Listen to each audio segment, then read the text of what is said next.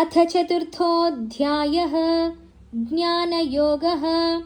श्रीभगवानुवाच इमं विवस्वते योगं प्रोक्तवानहमव्ययं विवस्वान्मनवे प्राह मनुरिक्ष्वाकवे ब्रवीत्।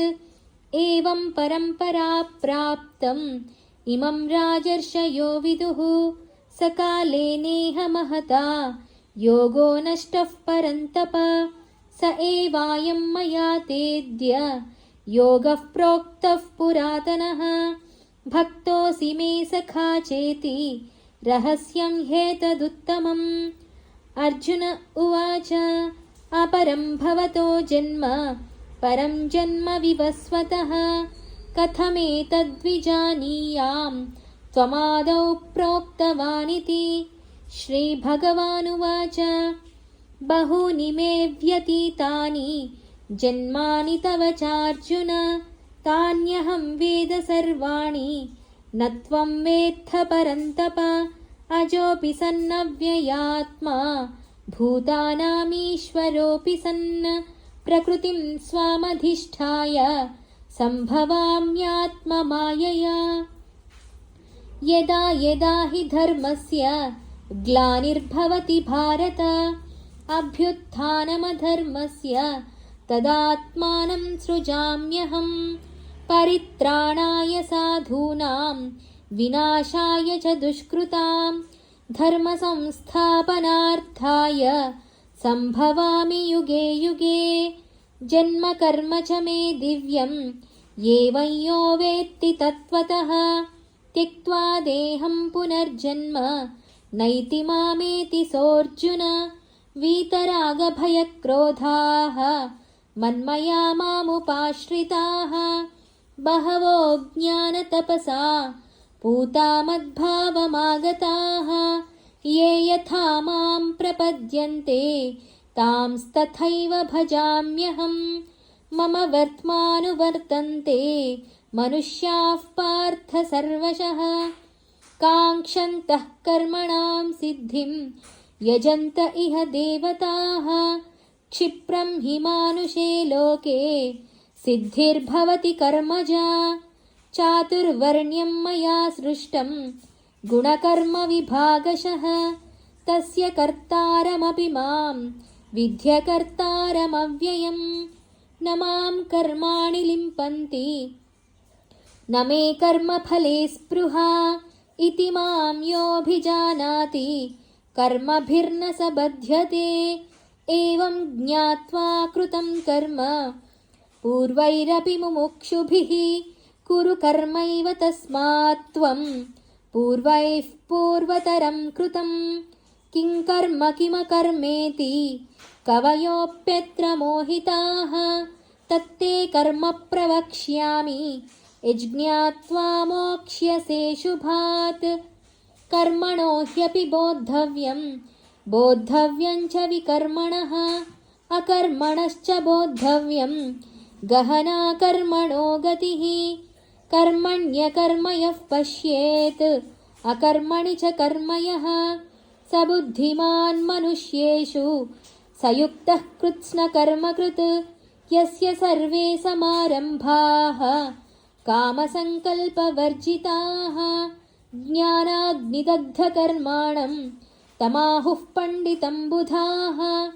त्यक्त्वा कर्मफलासङ्गं नित्यतृप्तो निराश्रयः कर्मण्यभिप्रवृत्तोऽपि नैव किञ्चित् करोति सः।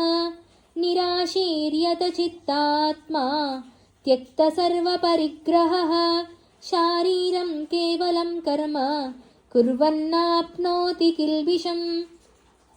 यदृच्छालाभसन्तुष्टः द्वन्द्वातीतो विमत्सरः समसिद्धावसिद्धौ च कृत्वापि न निबध्यते।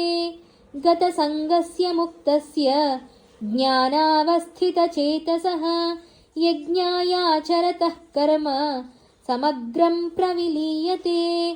ब्रह्मार्पणं ब्रह्महविः ब्रह्माग्नौ ब्रह्मणाहुतं ब्रह्मैव तेन गन्तव्यं ब्रह्मकर्म समाधिना।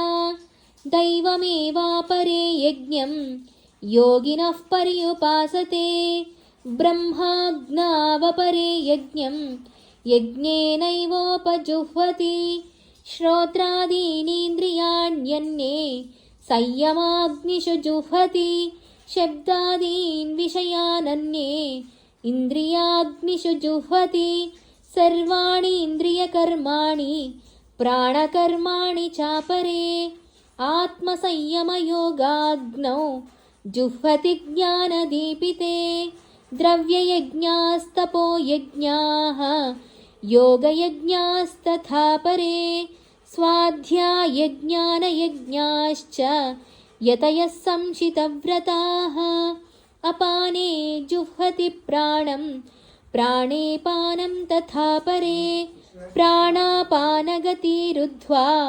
प्राणायामपरायणाः अपरे नियताहाराः प्राणान् प्राणेषु जुह्वति सर्वेऽप्येते यज्ञविदः यज्ञक्षपितकल्मषाः यज्ञशिष्टामृतभुजः यान्ति ब्रह्म सनातनं नायं लोकोऽस्त्ययज्ञस्य कुतोऽन्यः कुरु सत्तम एवं बहुविधा यज्ञाः वितता ब्रह्मणो मुखे कर्मजान् विद्धितान् सर्वान् एवं ज्ञात्वा विमोक्ष्यसे श्रेयान् द्रव्यमयाद्यज्ञात् ज्ञानयज्ञः परन्तप सर्वं कर्माखिलं पार्थ ज्ञाने परिसमाप्यते तद्विद्धि प्रणिपातेन परिप्रश्नेन सेवया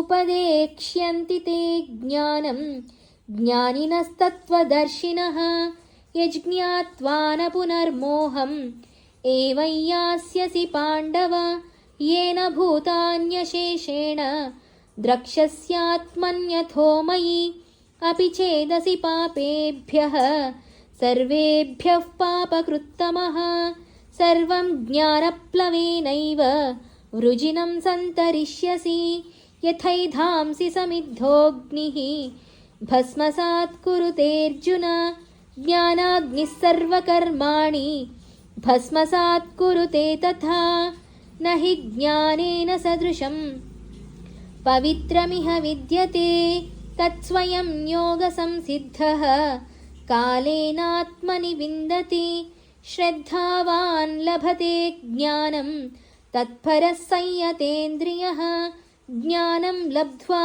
परां शान्तिम् अचिरेणाधिगच्छति अज्ञश्चाश्रद्दधानश्च संशयात्मा विनश्यति नायं लोकोऽस्ति न परः न सुखं संशयात्मनः योगसन्न्यस्तकर्माणं ज्ञानसञ्छिन्नसंशयम् आत्मवन्तं न कर्माणि निबध्नन्ति धनञ्जय तस्मादज्ञानसम्भूतं हृत्स्थं ज्ञानासीनात्मनः छित्त्वैनं संशयं योगम् आतिष्ठोत्तिष्ठ भारत ॐ तत्सदिति श्रीमद्भगवद्गीतासु उपनिषत्सु ब्रह्मविद्यायां योगशास्त्रे श्रीकृष्णार्जुनसंवादे ज्ञानयोगो नाम चतुर्थोऽध्यायः सर्वधर्मान् परित्यज्य मामेकं शरणं व्रज अहं त्वा सर्वपापेभ्यः मोक्षयिष्यामि मा शुचः।